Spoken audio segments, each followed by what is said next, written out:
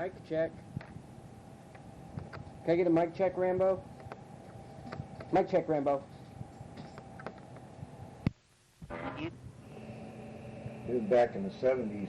I was hanging out with a guy named Crazy Jack, mercenary from the Vietnam War.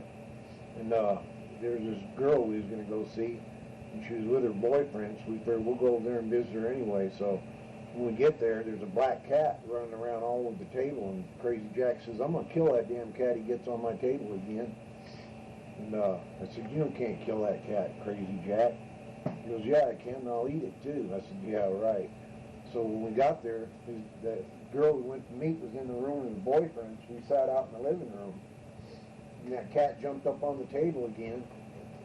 And I can't remember exactly what happened, but Crazy Jack grabbed that cat, snapped its neck, cut its head off, skinned it, put the skin and the neck in the drawer, cut the cat up, fried it in a frying pan, and ate it. And how'd that make you feel? Flipped me out. But he said he was a mercenary from the Vietnam War, so it didn't surprise me that much.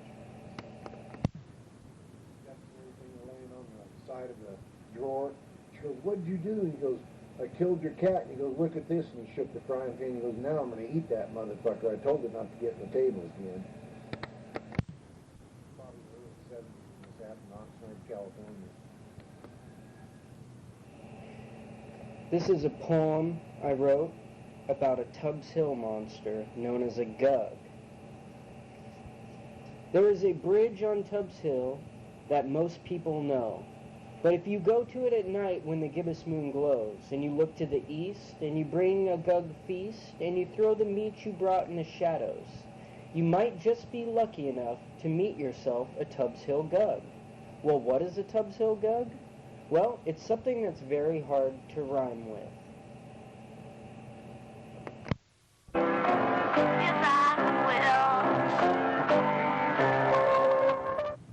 It was in the 80s in Arizona.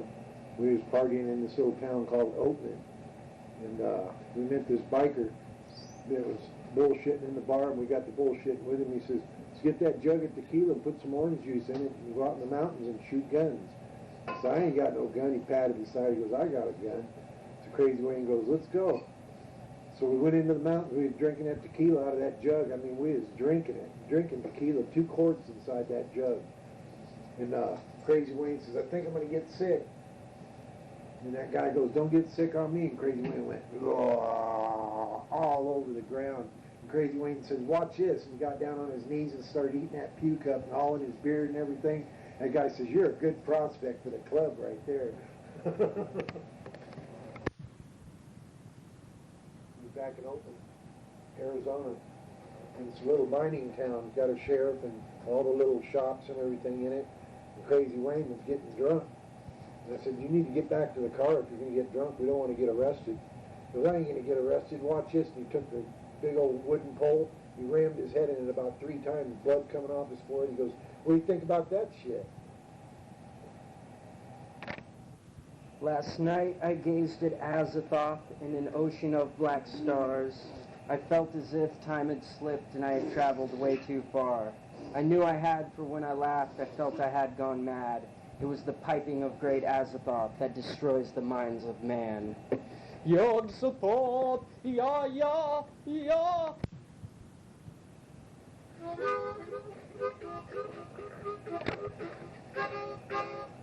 I still can't do that.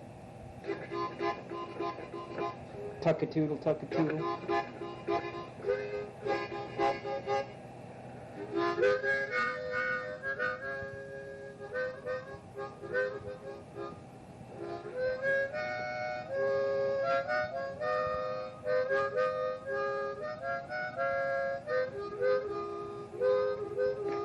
You want to play it?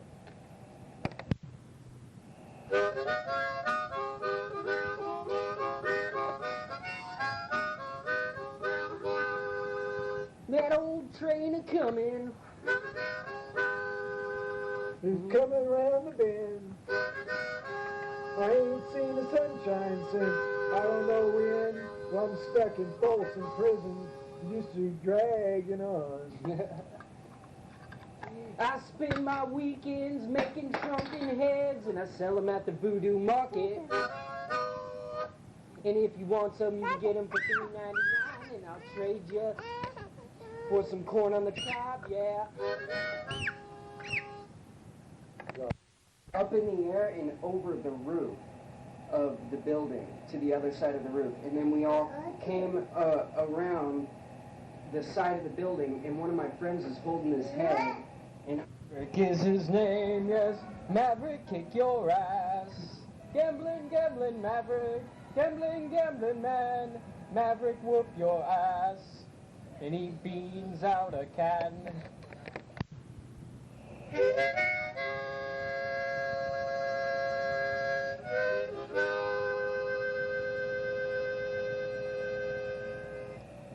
I get all my baby teeth at the Voodoo Market.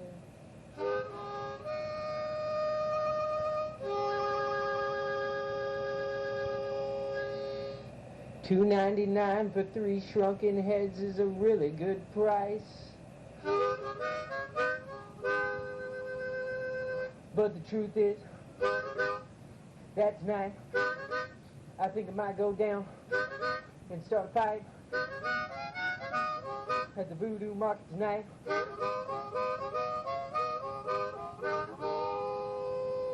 Say, Dad, what do you got to say about that Voodoo Market down the street over there where they be selling shrunken heads and baby teeth and all kinds of weird things like corn on the cob that was dipped into chocolate and fucking other delicious things, sprinkles of caramel? Preach it, Papa.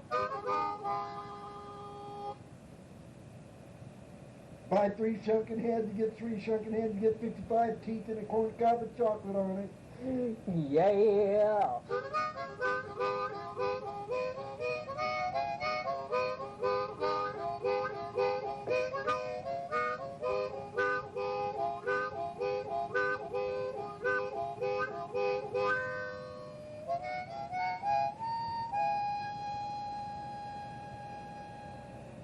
A warm wind rolls down the hills. I ain't seen the sunshine since I don't know when I'm stuck in Folsom Prison. And time keeps dragging on. Well, I hear that whistle blowing on down to San Antonio.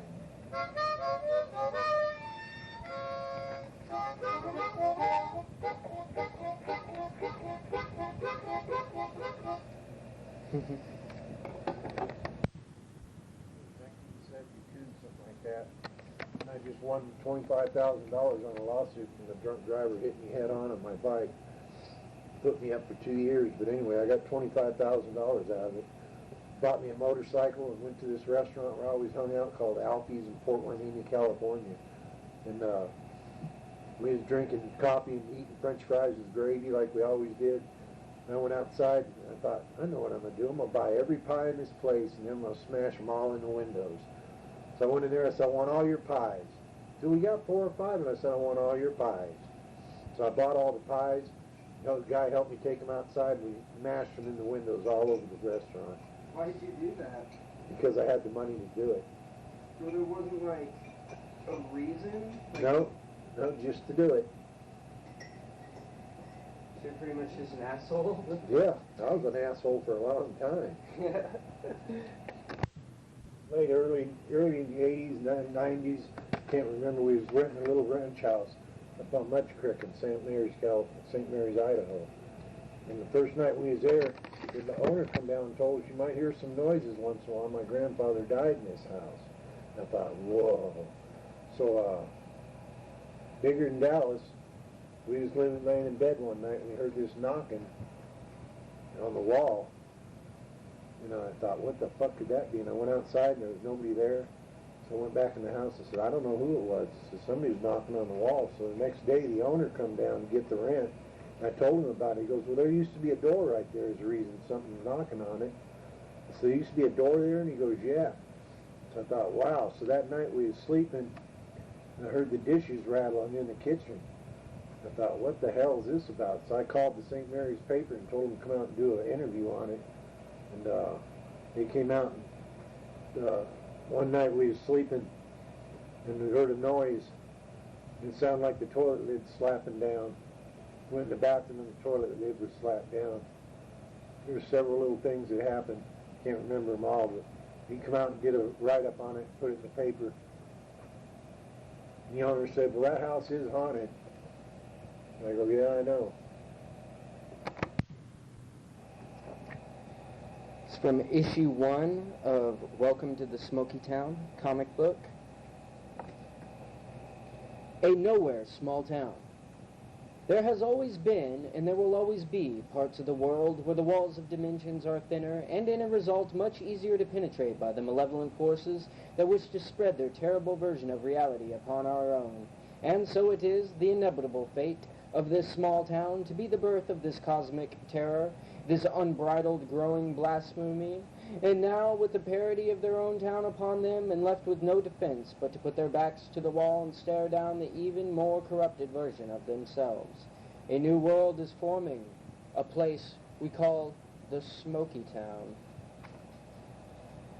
A still night, something is in the air. It crawls with the feeling of not being quite right, an unfamiliar stirring, a crackling, a static, a rip in time and space.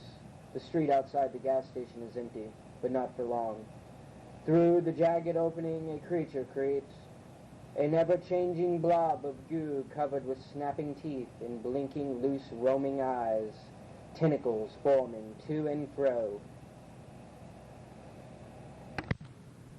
Story by Sarah Garnett and Giovanni Paletti. Concept by Giovanni Paletti and Sarah Garnett. Art by Sarah Garnett. Check us out on Instagram, Smoky Town... No, I'm joking. I'm not going to promote my Instagram, the Smoky Town Villains on Instagram.com. That'd be like as tacky as promoting your YouTube at Smoky Town Villains, YouTube.com. God, Instagram, GOR23. God, Instagram, Sarah Garnett. Sarah.garnett.art. What? Did you hear that? There's something coming. It smells like... It's Bigfoot in a leotard dressed in a Hitler Halloween costume. It's big. This is a poem I wrote not too long ago. Ninja Turtles are best with trench coats and fedoras by Giovanni Paletti. I once built a fully functional time machine. Some dreams, growing old, cannot choke out. I remember epic action figure apocalypses and Mad Max marathons. Everything in this poem was going to be about, nostalgia in the past tense. But then reading those last 3 lines backwards to myself backwards, I thought, screw that. I'm going to write a poem about how Ninja Turtles look cool in trench coats and fedoras. The Teenage Mutant Ninja Turtle action figure line first was launched into production in 1987, but it wasn't until its huge, wild success in the 90s that it really laid down a lot of memories for people. We truly enjoyed it. It was staggering how it saturated our lives and the lives of kids everywhere. Now I might have found out how to turn old Ninja Turtle action figures into a liquid that can then be put into the nostalgia converter. The nostalgia converter is a combustion engine that runs off of liquid nostalgia that runs my time machine. Oh, wait a minute. Reading those last few lines. Yeah, backwards to myself backwards. That whole last part was about a time machine again. And I'll be damned if I'm going to write about a time machine. This is not about building a time machine. Fuck that shit. This is about me writing a poem about how Ninja Turtles look best in trench coats and fedoras. Ninja Turtles look cool in trench coats and fedoras. How could they not know you are not a normal man when you're in a trench coat and fedora? You look so normal when you stand. I'm a huge fan. At best, the best is to desire to see you seen in the way of a giant man or a giant turtle under suspicious clothing. Ninja Turtles look the coolest in trench coats and fedoras. Random Babblings by Giovanni Paletti. The Old Man and the Shoggoth. This is a poem I wrote. A Shoggoth is a ever-changing, gelatinous, tarry substance of eyeballs and teeth and tentacles and fucked up Lovecraftian horrible nightmares. This old man had one in his basement. The old man had a Shoggoth in the basement of his house. He bought it a collar and a leash, but he never took it out. He rarely showed affection, and fed it cans of beans, and if you had a chance to ask the Shoggoth, he'd probably say the old man was quite mean. But one night, when the basement light flicked on, and the Shoggoth was woken to feed, it waited hiding to snatch the old man. Tonight we're having more than just beans.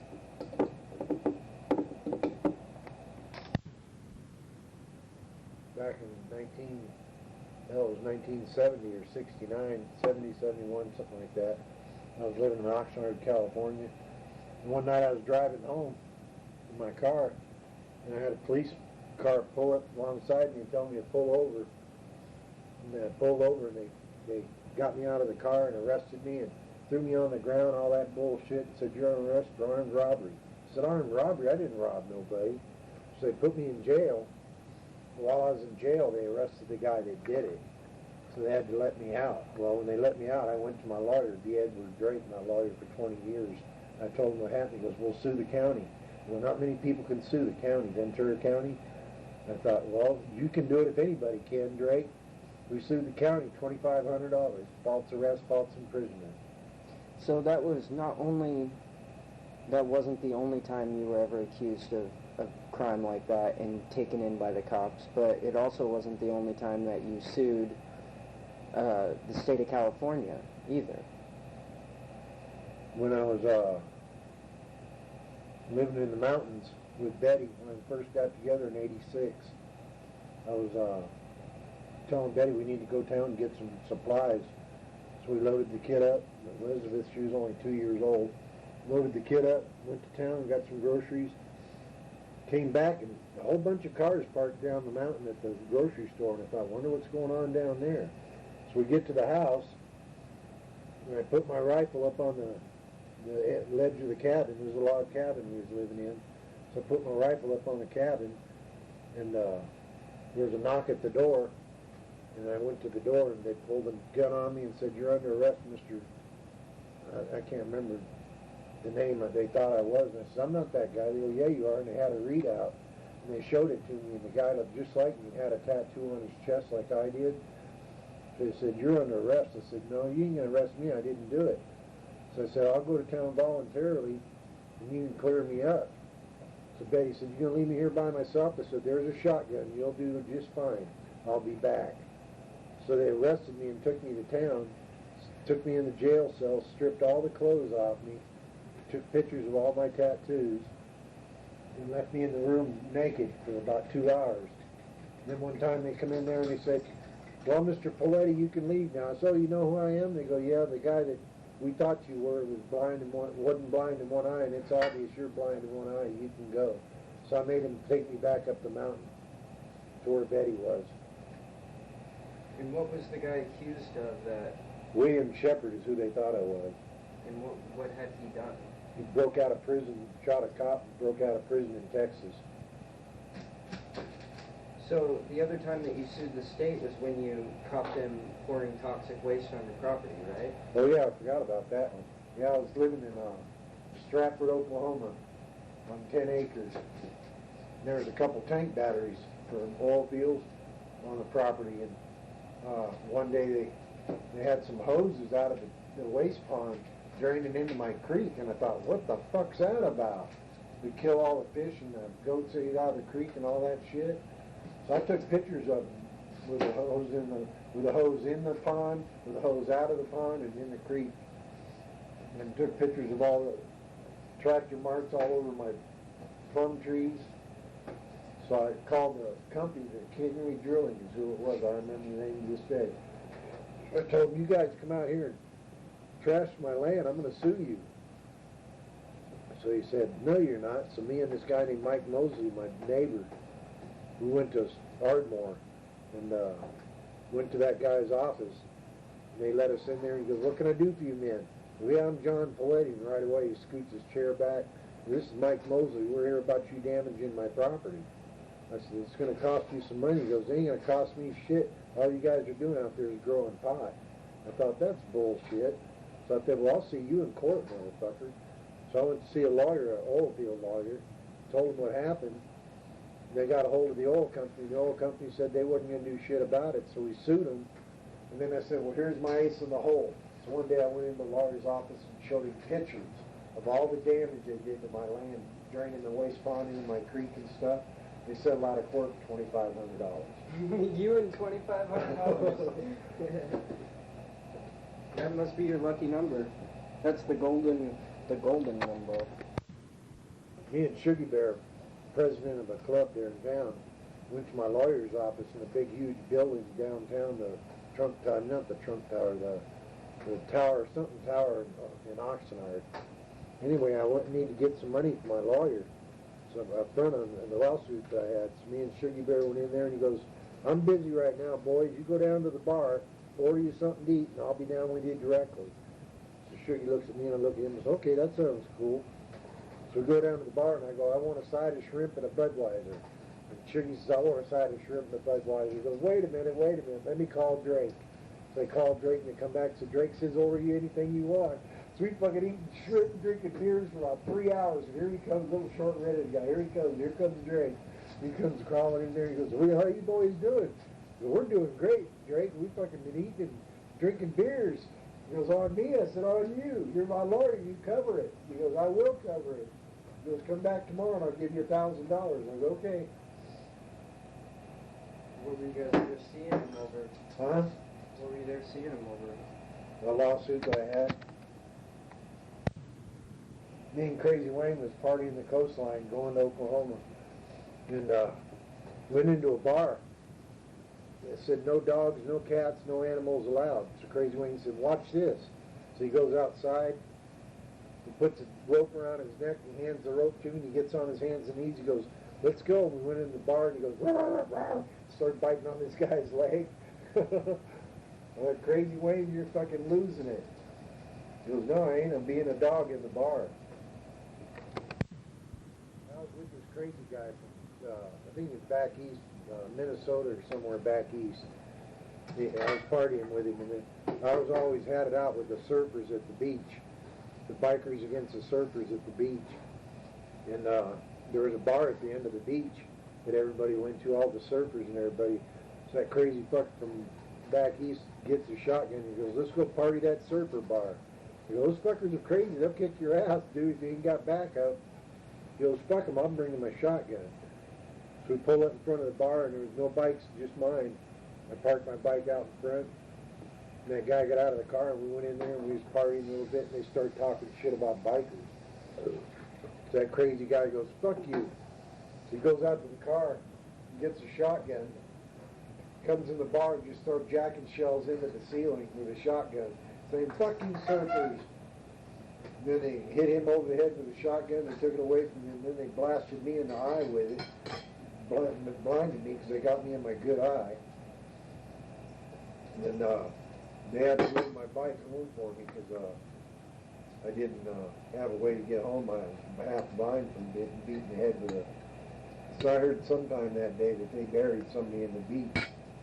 I don't remember who it was, but they said they buried somebody in the beach.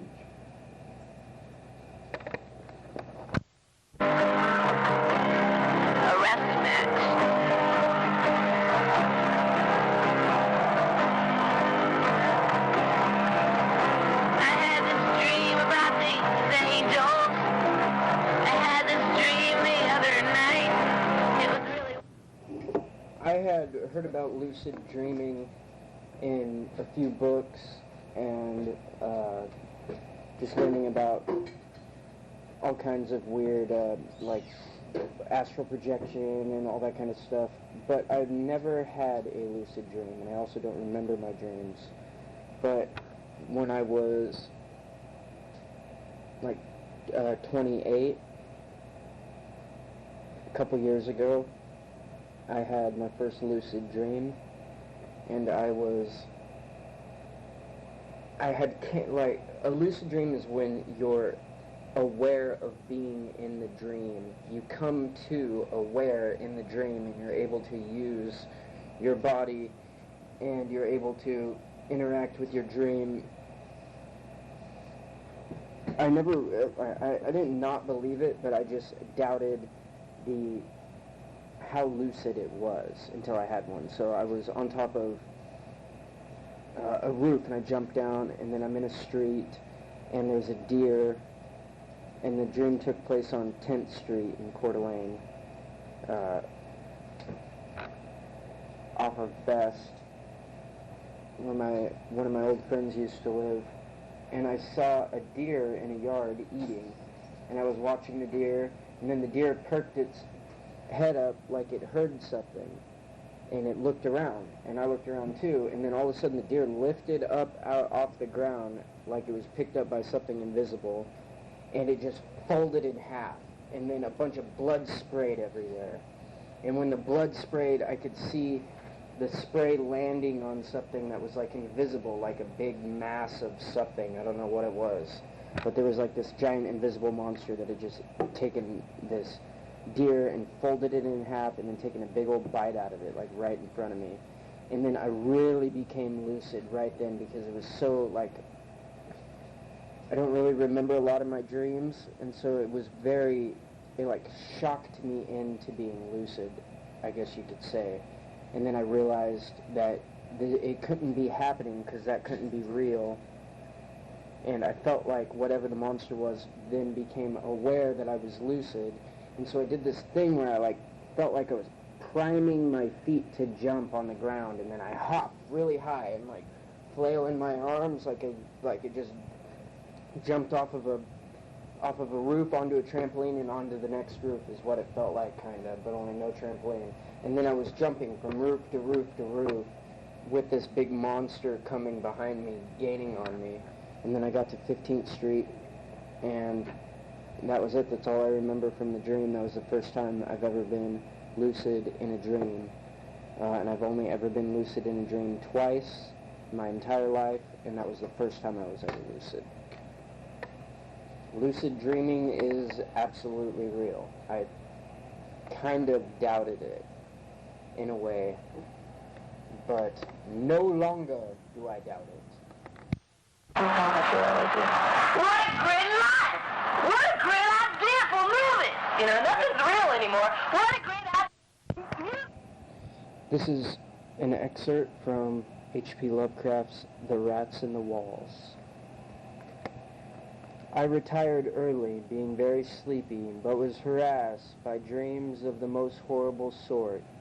It seemed to be looking down from an immense height upon a twilight grotto, knee-deep in filth, where the white-bearded demon swinehorde drove with his staff a flock of fungus-flapping beasts, whose appearance filled me with unutterable loathing. Then, as the swineherd paused and nodded over his task, a mighty swarm of rats rained down on the stinking abyss and fell, devouring beast and man alike. Ya Shubnagroth, the black goat of the woods, and the thousand young. Me and a guy named David Hicks was hanging around outside his house one night. He said, "You want to go for a walk?" And I go, "Yeah, let's go walk downtown." I could see the squalid feast in my fevered dreams. My dreams were riddled with the decay and decadence of Dunwich, the evil, iridescent, pseudo-present, pseudo-blah-blah, plasm, rasm, atasm, all for $9.95. Went through the back door, got in, fired up the grease, and started making a batch for donuts. When the cops yelled out, "We know you're in there." And I looked at Hicks, he looked at me, and I go, "What the fuck are you going to do?" He goes, "Run." So we ran out the back door. Well, there was a cop car right by the back door, and the cops were chasing the guy I was with. So I dove underneath the cop car and hid so they wouldn't see me. And they caught David Hicks and brought him back, and he goes, "Okay, you can come out from underneath the car now, John." Because your legs were sticking out? No, they knew I was under there because that guy ratted me off. You don't know how much that hurts. You don't... Hold up. give me a shot of tequila, and sure you go give me a blue spook. We'd start our day at the bar, and we'd end it in the bar.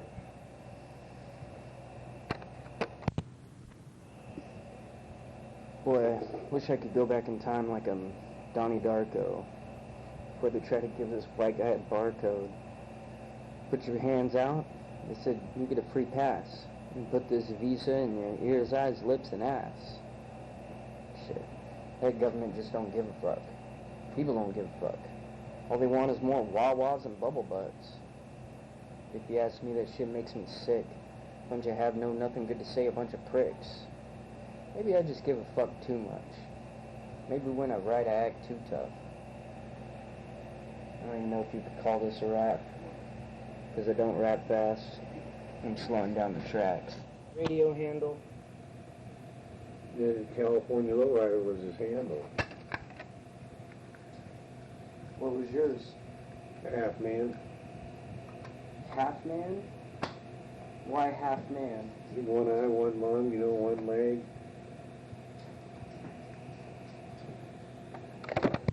You're listening to Dirty Words. That's dirty fucking words. Pussy cunt. On the radio, you go, this is California Lowrider, the pot smoking, pill popping, crazy son of a bitch from California. Over. That wicked will late one night. Improvisation of an alien abduction by John Paletti, also known as Dickhead, Prick, or Deadeye. John, I'm going to have you lay down, and we're going to take you back through a meditative, psychological transition through a something where you put words in there, and then, we're going to hypnotize you. So lay back, and we're going to hypnotize. I have degrees. I have degrees from college for hypnotizing.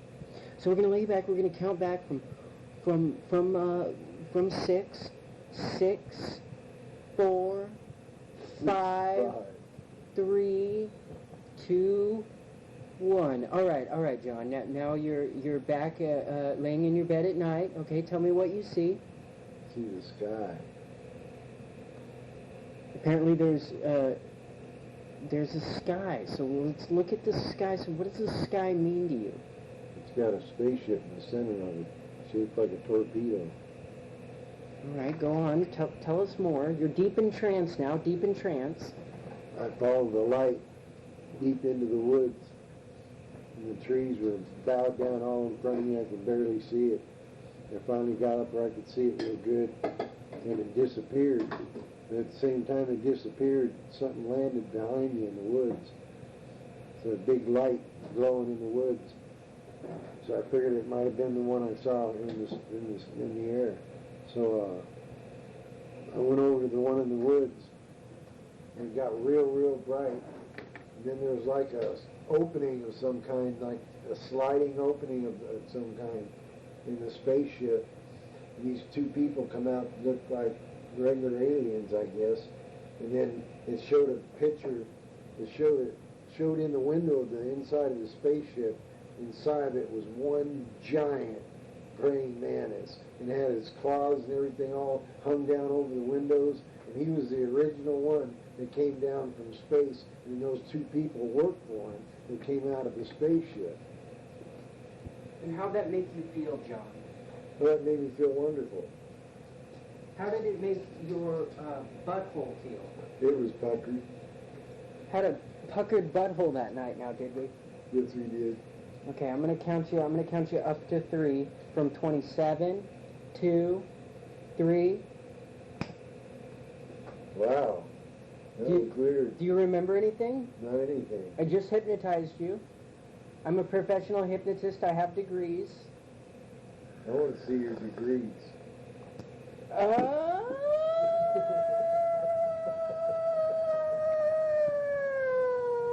No, they're being framed at the moment by the chiropractor's wife. On that chair. There was a farmer who had a bunch of cows and only one bull. The bull wanted to go over and fuck the cows. So, this bull's name was Milvin. And Milvin decided he was going to jump that fence and fuck those cows. He jumped that fence and he fucked those cows, and the farmer caught him doing it. So the next day, the farmer built the fence a little bit higher. And the next night, Milvin the bull looked up at that little bit built higher fence and said, I'm going to jump that fence and fuck those cows. He jumped that fence, he fucked those cows. Farmer caught him doing it. So the farmer decides, instead of going through building a whole bunch of fences that are higher and higher and higher and making the joke longer, he's just going to build one really big, tall fence. And at the top, he's going to put barbed wire on it. Well, that night, Milvin the bull jumps the fence. And when he gets to the other side, the cows go, well, Milvin, I can't believe you jumped it. Milvin the bull, I can't believe you were able to jump that tall fence with the barbed wire. And he goes, I am Milvin the bull. I'm Milvin the cow. Well, you think those are avocados hanging up there? Those are my bull balls, bitch. It's like visiting a sinking ship, and I'm a man overboard. Shut up, Daniel Johnston, coming in with your sad, beautiful music. Beautiful, make me cry. Daniel Johnston. This is an excerpt from Whisperer in the Darkness by H.P. Lovecraft. This is our boy Wilmarth talking to a cylinder with a brain in it that has a mechanical voice.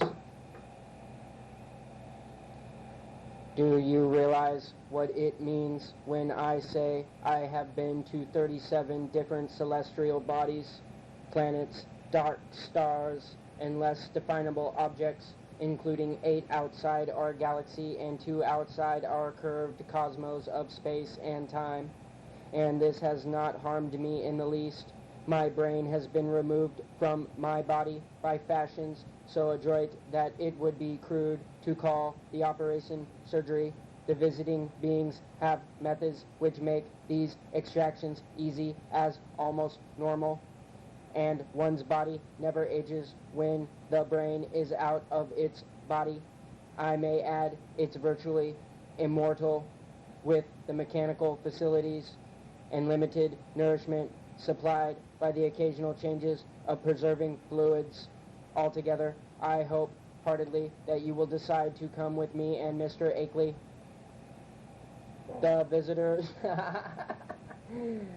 Well, I hope we got that fart on the recorder. A rosebud, little North Idaho barking spider. North Idaho barking spider. Woman, I'm the village mama, farmer in the dale. Crooked I said, stop it, Daniel Johnson, interrupting our words and stuff with your beautiful, beautiful voice. Got that hillbilly voodoo hanging in the shed. I got the hillbilly voodoo when it's on my head.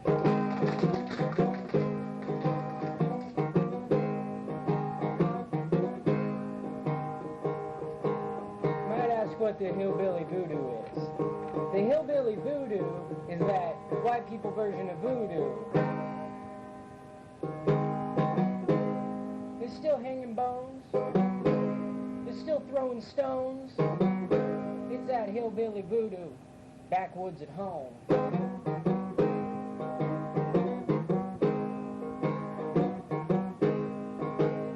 Want some of that hillbilly voodoo, just go on down to the local gas station, get some of that fried chicken. That fried chicken just might be the inner thigh of a young lady that went missing about 12 weeks ago.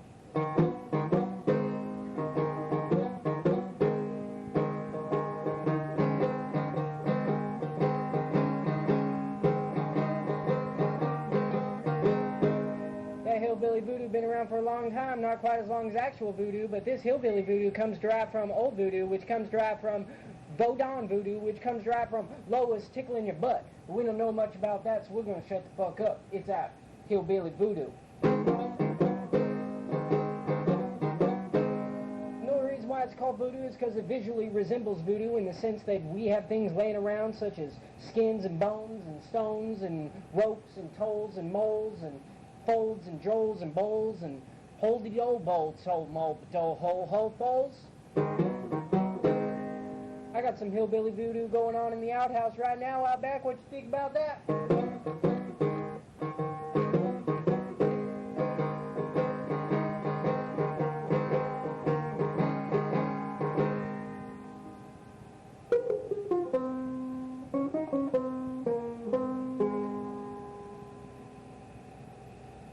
Sponsored by Gio Fletty, 23. Everybody got a reason why they wanna rap it. Take a bottle off the shelf and got a message off my back. I got a mouth I wanna stop it, but I know I keep it running. I'm a little bit neurotic, I'm a self-fulfilling prophet. I'm a self-destructive wishing that I had a better reason. And I'm wanting for the fall and the changing of the season. Patchwork, snowy cold 23.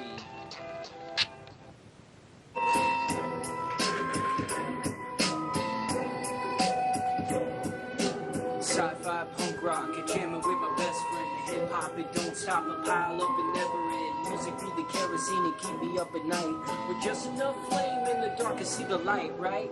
I'm a poet, but not pretentious. I push this pen to pad a plan focus. I can be a punctual piece up on a mic, and I can plan a feast for the beast you wanna fight. Like, heard you wanna be the tough guy. That's cool. Meet 'em on the front lines. You can keep on talking, spin that wax.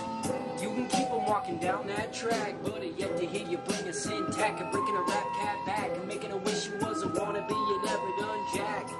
It gon' stack up fast, like what the fuck you know about being an outcast? All you wanna do is get your songs on blast. If success is exposure, yes it unfailed. Set a precedent for change in the wind and set sail. See a blank beats with Maymon and Bale like Skidoo. Or reverse 32 degrees. Like, bitch, what you think I catch a breeze? Like I don't rap shit. Get a beat and choke truth out of a track, bitch.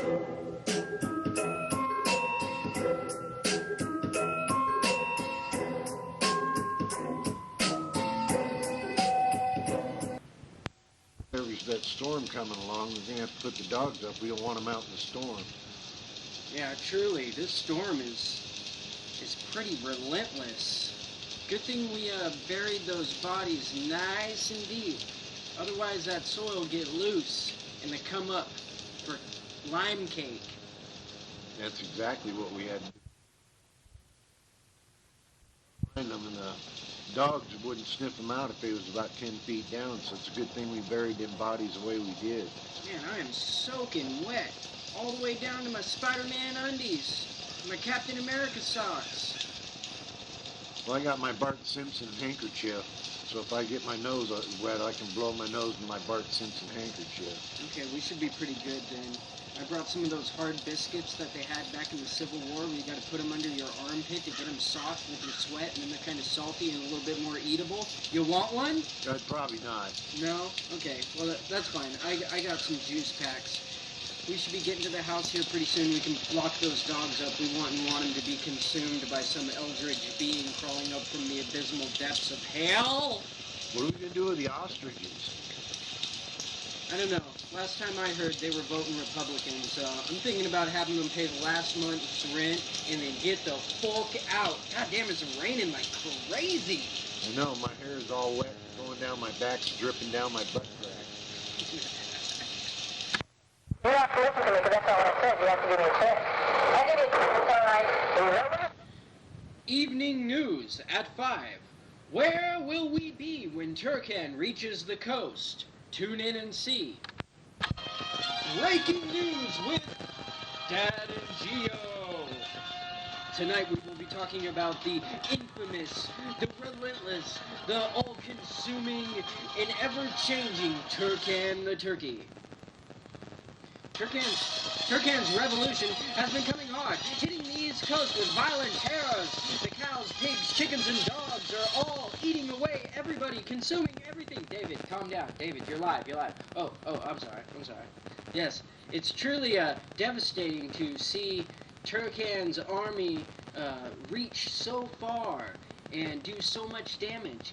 We don't know where we will be, but we hope to be safe when he gets here. We have helicopters coming soon, but we've heard that the birds have even taken up against the humans. And now the birds, cats, dogs, chickens, bears, tigers, lions, even the zebras, the cheetahs, the pet birds, the non-pet birds, the goldfish, and all the fish in the aquariums have all pulled up switchblades against the human race because they're like, fuck humans. And last time I heard, We didn't even have a solution for this. Somehow Turkan's army is able to wield guns even with their hoofed feet and paws. And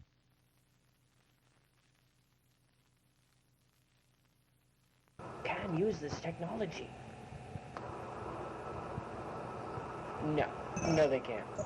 They can't. Descending to Earth in 2.5 big stars. Alright, well, can you guys make sure to turn the coffee pot off when you leave, though, because